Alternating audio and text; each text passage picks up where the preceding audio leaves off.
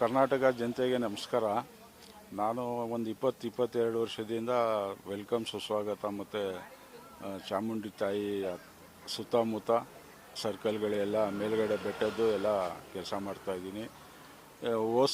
ಹೋದ ವರ್ಷದಿಂದ ನನ್ನ ಮಗ ಉಮೇಶ್ ಶರೀಫ್ ಅಂತ ಅವನು ಮೇಂಟೆನೆನ್ಸ್ ಮಾಡ್ತಾನೆ ಸರ್. ಒಂದು 5 ಸೆಕೆಂಡು ಇಲ್ಲ 10 ಸೆಕೆಂಡ್ನಲ್ಲಿ ಅದೇ ಆಫ್ ಆಗಿ ಅದೇ ಆನ್ ಆಗ್ತದೆ.